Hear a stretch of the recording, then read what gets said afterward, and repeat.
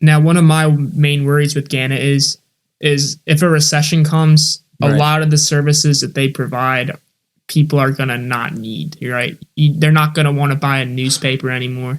Really? Right. So what Michael Reed said, though, is he kind of reassured everyone. He said he knows how the company fares when a recession is about to happen. Yeah. You know, he's been through, I think, as a CEO of the company. What he's saying is he's not seeing any bad signs there. Right. I mean, speaking of the recession, actually, recently I was watching The Big Short. Not sure if you know about it. It's a movie that was talking about a couple of people that did their research and was able to figure out that the stock market was going to crash back in, what was that, 2008 around. They realized that and they made millions and I think $1 billion. And I mean, when you're talking about that, you really have to, the recession is something that's very controversial. Not because people debate about it, about how it is. It's more so controversial because how it affected millions of people. You know, millions of people lost their jobs and lost their houses in turn too. And I mean, I think what I want to discuss is how, especially that now we're in college, there were talks of, earlier this year, there were talks of the recession hitting. Right. Those have all kind of diminished, by the way. Yeah. And now it seems like, oh, everything's great again. Right. When last year everyone was kind of calling, oh, early 2020, late 2019 recession incoming. Right. Yeah, I know. It's, what was it that they were talking about? They're talking about how the stock market was being a little bit sluggish and stuff like that. And now it's, we're due for a correction. Yeah. So theoretically, if a recession were to hit, how would it affect us, being that we're in the middle of college?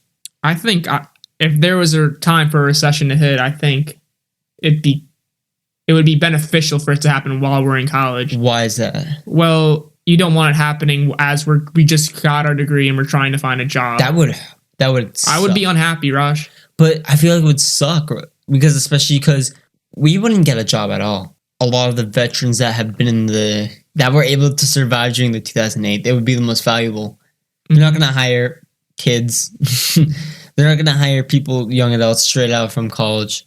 I feel like it'd also be hard to get internships. Definitely. They're not going to hire interns.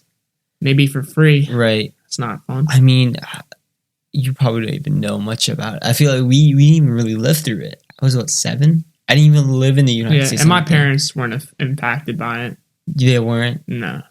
How weren't they affected? What do your parents do? Well, my mom's a nurse, so there's always going to be old people that are suffering and in need of care. And my dad's a UPS driver, and it's kind of like a company tradition for UPS to always be low on staff. So he was all right. That's because I lived in Canada at that time, so it didn't really affect me. But it was crazy, the analytics behind it. And I think it goes back to, okay, you may look at the stock market as just kind of like betting, but also it's educated betting. You can look at the patterns and figure it out and realize, okay, that's how I'm going to make my money. Look at it this way. I think it's Lowe's and what's the other company? Is it Home Depot or Lowe's and some other company? One of those, they're tied together, right? So if you look at it on a regression line, if Lowe's goes up and leaves the standard deviation, so standard deviation, think of it this way. When you add two numbers up together, it gives you an average, right? Right. A line of best fit, essentially, if you remember that. So the line of best fit's there, and you have the two individual points of the two stocks, Home Depot and Lowe's. I think it is Home Depot, could be wrong. It's one of those kind of companies, you know what I mean?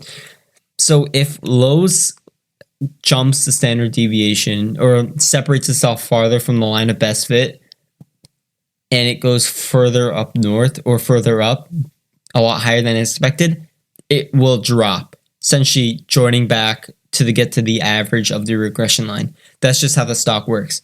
So what you could do is if you look at the statistic, right, and you're saying, okay, look at Lowe's. It looks like it's too far apart from the standard deviation. It looks like it's too high up. Let me short sell it because I know it's going to go down, and then you make your money that way.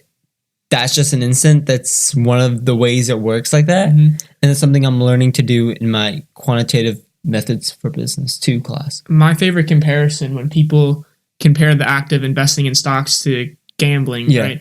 I would say, let's say you are gambling. Let's say you're playing a game of poker, right? Right. What you'll notice is if you play a couple hands of poker, you'll notice that the same person wins every single time. Really? Right. Because it's not just random. There's skill involved, you know? Yeah. So you look at your opponent's eyes, or you look at how they are reacting to cards. Poker face, you know.